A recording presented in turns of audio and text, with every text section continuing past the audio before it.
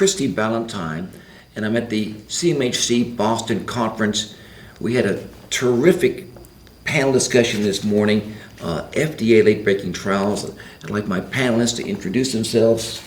Hi, I'm Bob Eckel. I've been part of the co-chairs, one of the co-chairs of this meeting for many, many years now, and I'm a professor emeritus of medicine at the University of Colorado School of Medicine, and still very active. I call my current status rewired, not retired.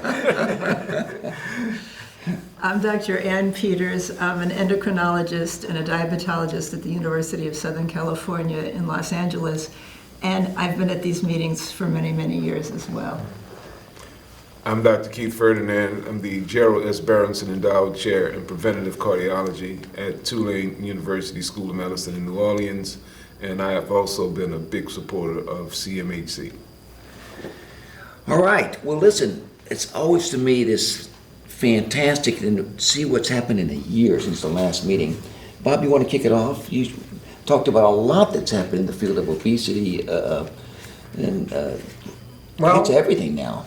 For sure, there's been a lot going on recently, and I think the GLP-1 story is really what predominated in the updates I gave today. But let me mention just a couple of other trials. There was a global study looking at 5 risk factors for cardiovascular disease and all-cause mortality involving multiple countries from around the world, every place in the world you can imagine.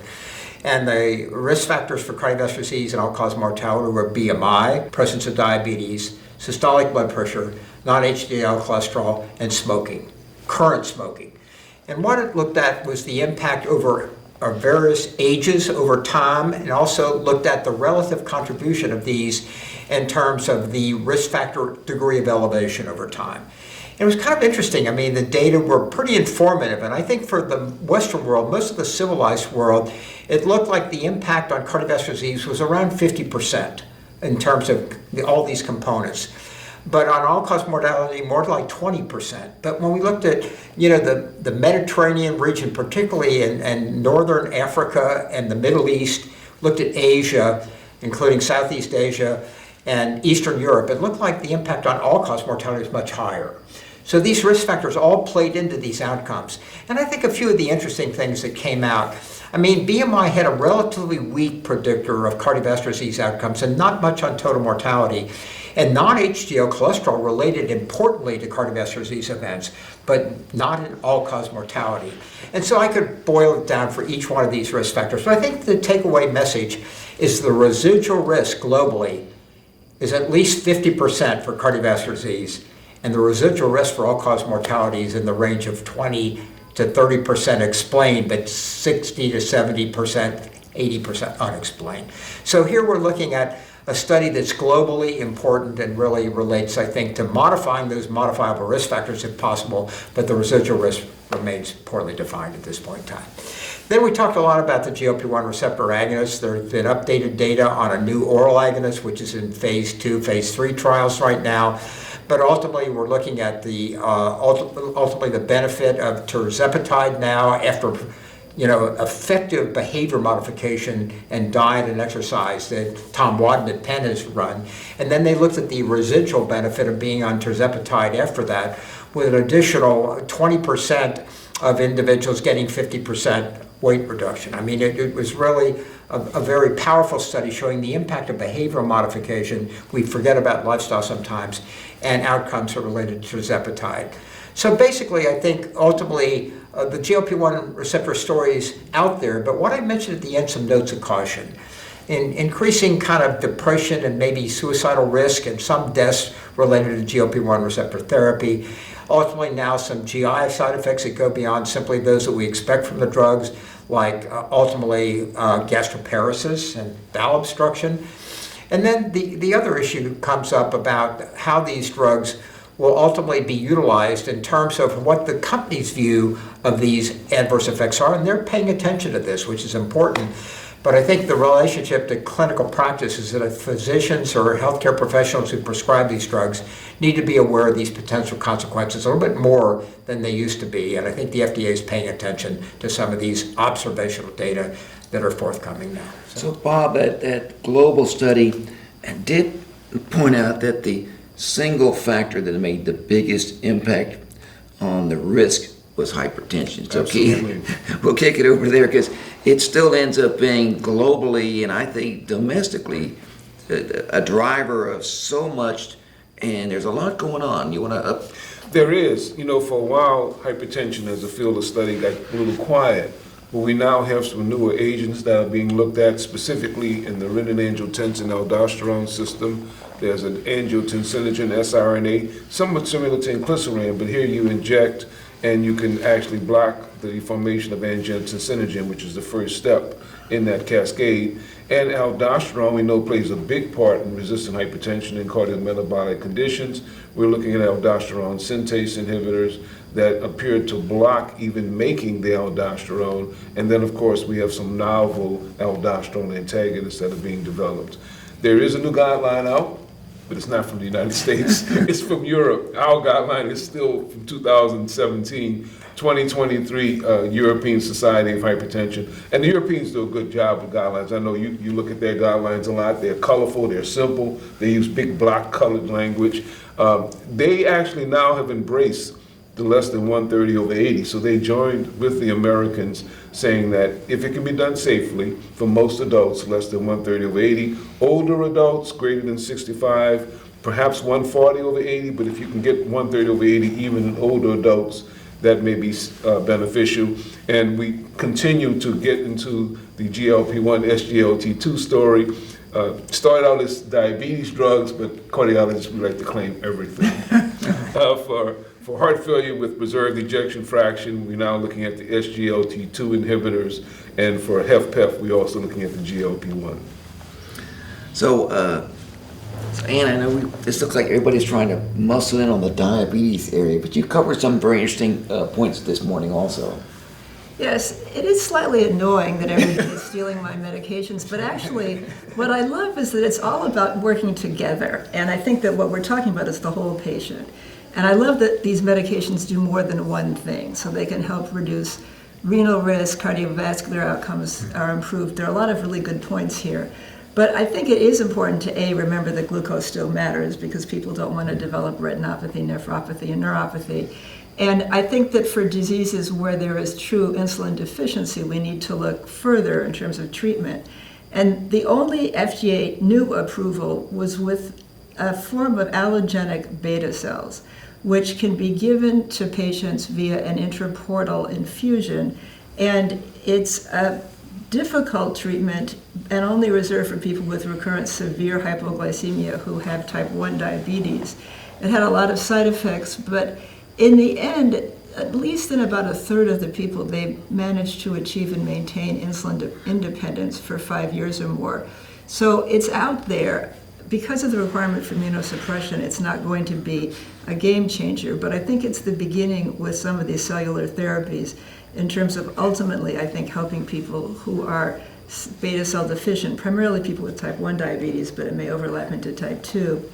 But then I also discussed some cautions as well about the use of GLP-1 receptor agonists in that people can get too thin and people can lose too much lean body mass. In particular, my older patients, I really work with them to look both at glucose impact, but also to make sure that they don't get too thin, and that I help them really stick to a healthier lifestyle that preserves lean body mass. And it's, again, all about the whole person.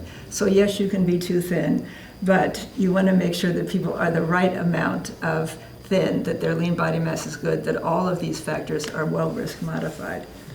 Yeah, you'd mentioned you showed in the data that low BMI for mortality actually is a big risk factor, and probably a lot of that really is tied into frailty. So I think it's you know, the issue of with these medications, we deal with older patients, and then maybe I think a comment about even should we start looking more at body composition. Well, BMI has been observed epidemiologically for a long time. If you're too thin, you have greater risk for all-cause mortality. And that theme continued in the global study. You know, people thought at times it was more cancer. That may be contributing to a modest extent, but a huge survey by the UK a decade ago showed that cancer was not more likely. So particularly as our patient population gets older, I mean, frailty is a real issue. And remember, the most important thing you do with older people, and I'm getting into that age range myself, is preventing a fall. And frailty really would contribute to that. So important point, Christie, thanks. So on lipids and atherosclerosis, so we have a new FDA approval, but it's a very old drug. Colchicine was first approved in 1961. This is a different dose, 0.5 milligrams, as compared to the 0.6, which has been available. And it was been shown to have benefits for people who were high risk ACS, people with chronic CHD. The indication was a little broader for also high risk prevention. We'll hear a lot more about this in the future. There's a lot more trials in progress, but we do have a new option available for your high-risk patient with coronary artery disease. In regards to lipids, we had new data on an agent that had been approved on a lipid indication. It does not yet have a cardiovascular indication, but bempedoic acid has outcomes now. It was shown to be, in the CLEAR Outcomes trial, reduced LDL about 21%, led to a 13% relative risk reduction on the primary endpoint. Kind of the secondary hardcore 3-point MACE was 15%. It was interesting that it had a primary prevention 30%, and it also had a lot more women in the study. These were people who were not able to tolerate a usual starting dose of a statin. So it was not on top of high intensity statins, it was basically in place of.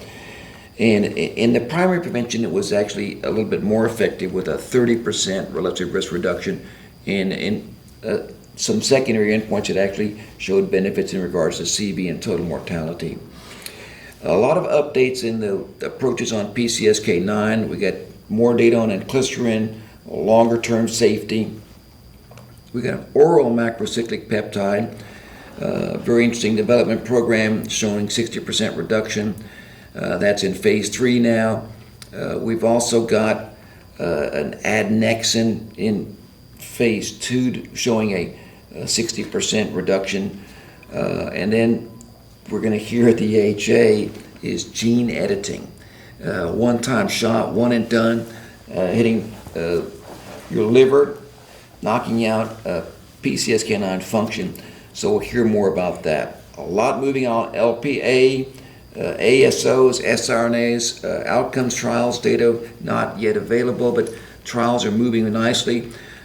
More in the pipeline with some other siRNAs and a new oral agent that's early phase, just got presented at ESC, and this ends up very interesting. It blocks the binding of ApoB to the ApoA protein, so you don't make the particle. Looks like it lowers LPA about 60%. Triglycerides, nothing new, but we do have a lot going on in the pipeline, and they had some announcements that the ASO that's furthest along, olezarsen, is going to be expedited review by the FDA, and they gave an announcement that they met their primary efficacy for FCS. That's a rare condition, very rare condition, and that in their announcement they said that there was they had a small study, but that at the 80 milligram dose there was no pancreatitis and statistically significant. So a lot more happening in the area for it. It's always exciting how many new things go on in a period of time. So Christie, you know, the colchicine approval by the FDA surprised me a little bit. I mean, the trials are there, but you know, what's the clinician to do? Do they measure HSCRP, which was not measured in the trials? I mean, so who's this drug work in? So the data, and there'll be more about this later in the program, but you know, the trials were done in high-risk patients. These were people like post-ACS, chronic CHD, secondary prevention, and they showed a reduction in cardiovascular events. There was no reduction in mortality in the studies. They weren't the biggest studies. There's a lot more in progress. It was a little unusual to see that the approval included high-risk primary prevention, because that's not really where the data is for it. But you know, they've been doing this a little bit. They did this also with EPA. They gave kind of a broader approval than it was actually even in the trial design. But again, what about the absence of measuring a biomarker of inflammation?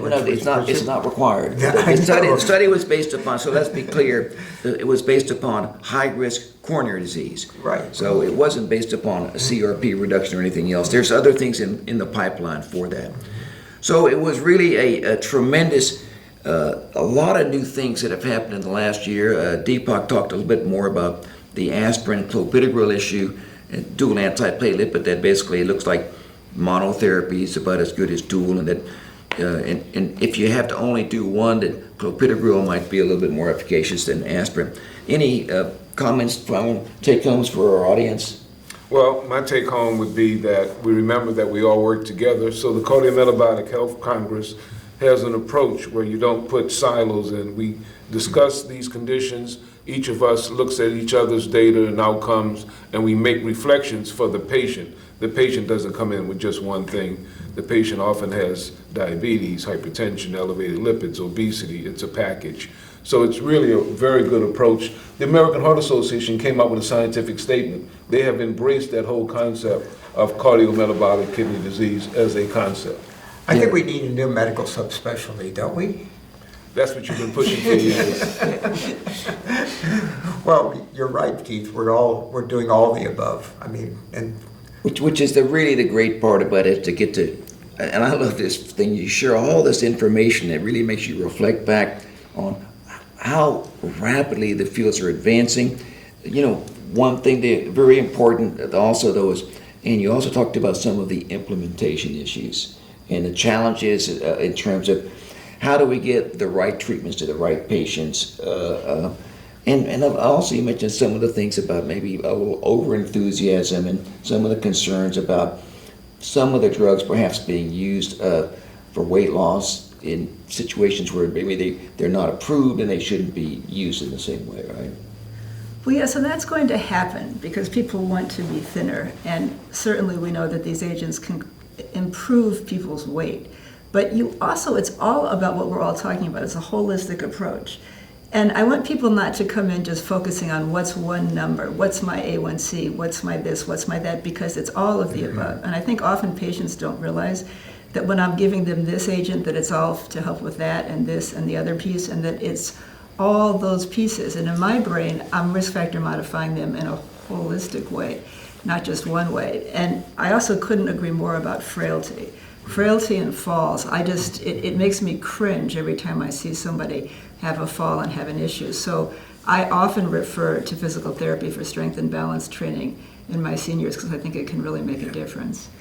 Well, listen, it was a great, quick summary of what we covered this morning. I hope that you come to our meetings or look at some of the enduring materials. It's a great way to catch up with so many different areas. You know, as Keith and everyone's pointed out, the patients have all these problems, and you get so much information at this meeting. so next year's meeting is going to be at the same location here in Boston, and the dates are October 16th through the 19th. And keep in mind, one of the themes of this meeting, we've discussed this so many times after the meeting's over for you and the outward audience to really take in, is that we try to present materials that people can take home to their practice of medicine on Monday. So the meeting ends on Saturday, so Monday we want to impact practice by the updated information that's provided here. So next year's meeting, don't miss it. It's really something that's going to impact your day-to-day activities as a clinician or other healthcare provider.